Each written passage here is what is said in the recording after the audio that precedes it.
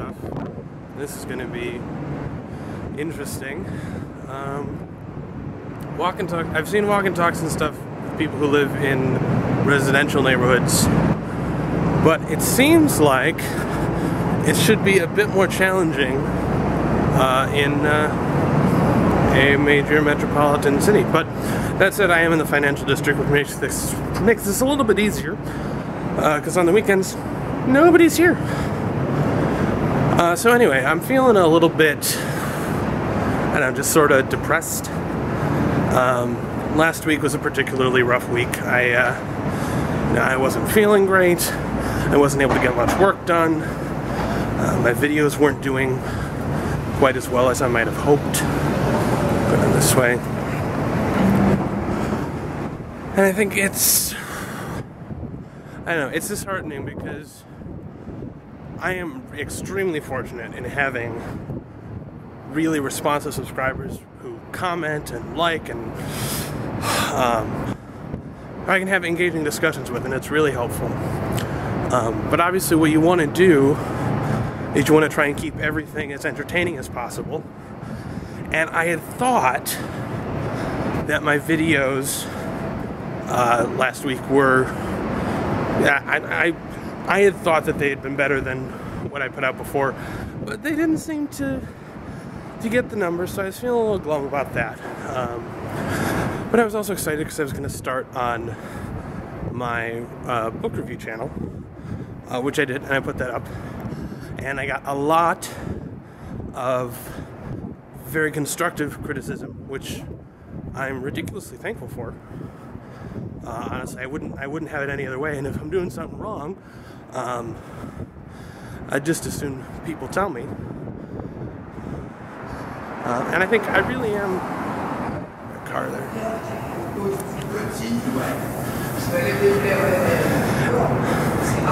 Okay, I think that guy was rambling in French, which is awesome. Anyway,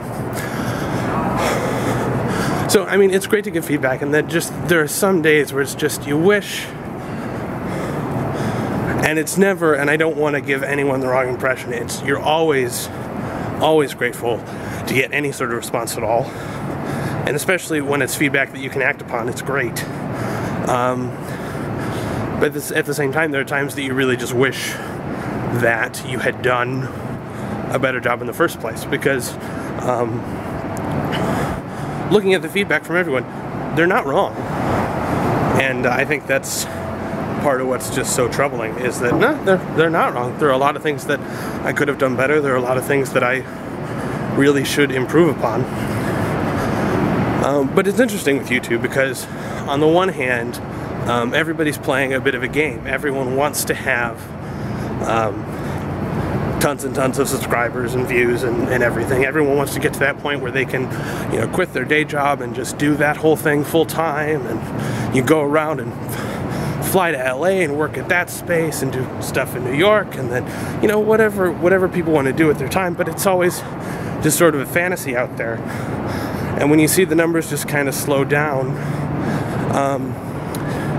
it gets depressing. And I think there's part of me that feels really guilty because I have, I've looked at other people who have roughly my subscriber count, and they get, they may get a bunch of views on some of their videos, but they get very, very few comments. And I'm fortunate in having a really great audience that way.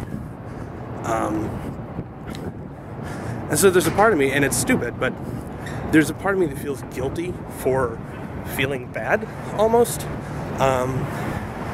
Because I don't want to give anyone the impression that they are underappreciated. And I know that may, I don't know, even saying that, I'm aware it may come off as just phony, or like, well, obviously that's a PR move. I've got to be appreciative of everyone who's involved. But at the same time, you try and make the videos that you think your audience wants to see, and you can't just make videos for your current audience, but you have to try and anticipate what your future audience would want to see as well. And I think most of my videos are entertaining. I hope that you guys find it entertaining. It's not particularly relevant. And then there are a few videos that I do put out that are link bait is a bit strong, but it's when I want to talk about, you know, like the Instagram or the Facebook thing, because, you know, that was stuff that was actively going on, and I felt like, okay, well, you know, it's part of my job to discuss it, and hopefully, you know, it'll get some external traffic, and some people will, you know, see what they see and like what they see, and you know, maybe subscribe as well. On the one hand, it's incredible to be able to interact with, you know, over 600 people now who, you know, I didn't know before. It's an incredibly social thing. On the other hand, though, sometimes it can get really just lonely. I'm recording stuff on my own. You know, I actually move my bed just to have a corner of the studio where I can record stuff. And I record stuff alone, and I talk to myself, and I swear at myself when I mess lines up, and then I spend a few hours editing everything. I watch this guy's pulling out.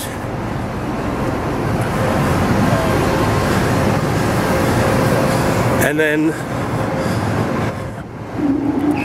then I upload it, and then it's an hour of really just patheticness where I'm just sitting there and clicking refresh, waiting to see what the view count goes up to, waiting to see whether people like stuff, waiting to read people's comments and their thoughts. How am I supposed to get around this? I don't know. I'm not going to be able to get around that tree. That tree is in the way. That's the tree. That tree had fallen. So you work hard, you try and write better stuff, you try and deliver it better. If you watch Becoming YouTube, a lot of the British YouTubers talk about how early YouTubers spend way too much time focusing on numbers, which, I mean, I guess it's true. I'm getting really sucked into that. You know, I try not to take it to heart, but at the same time, you don't have many metrics to go off of. But it's a struggle because it's a new field, and no one has a rule book, and no one can tell you exactly how it works. No one can tell you, well, you should have an intro, you shouldn't have an intro. You know, you should use jump cuts, or you should never, ever, ever use jump cuts. And so you're really just kind of putting something out there in the dark and hoping that it resonates with people. And it's hard to even know sometimes what the goal is. You know, are you trying to entertain? Are you trying to just reveal part of yourself? Are you trying to make friends? You know, as far as my channel goes, I have no idea, and I think there's a lot that's really sort of driven by my audience, and then I try to give them, it sounds bad, but I try and give them what they want to see. But I feel like this entire video is actually pretty pointless and stupid, just because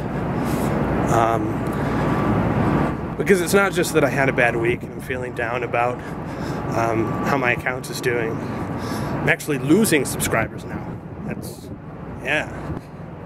And it's hard not to take that personally. It's also just sort of the guilt of, you know, I have absolutely no right to be upset. There are so many great channels that I've come across with no subscribers or 10 subscribers, and you know, you sit there and you just, why hasn't anyone discovered how talented these people are? And so I'm incredibly fortunate, which I think sort of makes things worse, because not only do I feel bad, but I feel like a terrible person for feeling bad, which is just dumb. You know, and ultimately, eventually, it'll blow over, and I'll just be happy making the stuff that I want to make. But it's continually a bit of a challenge. I don't want to say it's hard to be honest, because it's not. It's everything that I put out there is true to myself in a certain way.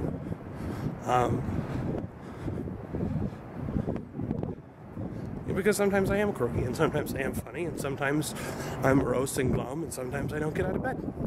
But I feel like my channel is getting to the point where I want it to be an uplifting part of people's day, and I don't want it to be just fraught with my own insecurities, because absolutely I have insecurities. I also have times where I'm feeling really cocky and arrogant. And it's kind of a crapshoot as to how I'll feel at certain times. You know, it's easy to write that off as, you know, depression or anxiety or anything like that. I think that's really just, that's what life is. And it's, you know, we're fortunate to get to experience it. So anyway, if any of my moroseness sort of comes through, I apologize, and it's not intentional. But I think you're going to see less of that, just because I enjoy making people feel happy more than I enjoy making them feel pensive and dark and brooding. And I don't think that it's dishonest for me to emphasize that. I don't know.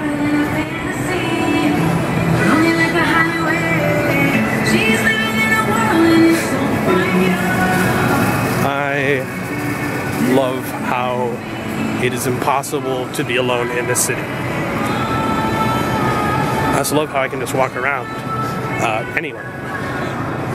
So I guess regardless of, you know, my stresses or concerns, I want to be honest with you guys in that, yeah, I'm feeling blue. And maybe that's just the season. It's, you know, it's hibernation season. No one's supposed to want to get out of bed. So I mean, I want to be honest about that, and that, yeah, I'm feeling dark and morose sometimes. But they're not always going to show up in my videos, because that's not what I want to talk about or what I want to share. And most of the time, making videos actually makes me feel a lot happier, which is great. And the ability to interact with you guys actually improves my mood. So it's not, it's not just a matter of some, you know, depressed comedian getting up there and being cheery and funny because, you know, it's all that he can do. But it's a matter of, you know, being honest but being selective. And also there's just that feedback loop of, you know, part of focusing on the positive and the entertaining and the funny things makes me feel happy and entertained and funny as well. So, I think that's all I really wanted to say. I have to actually go and shoot the entire real Monday video, which I don't know how it's going to turn out. I was trying to just take sort of the dark, depressing anxieties and stuff and turn them into something that was humorous and funny. And I've rewritten that script too many times. But, you know, we'll see how it goes. And anyway, thank you guys for watching, and I will see you guys on Wednesday.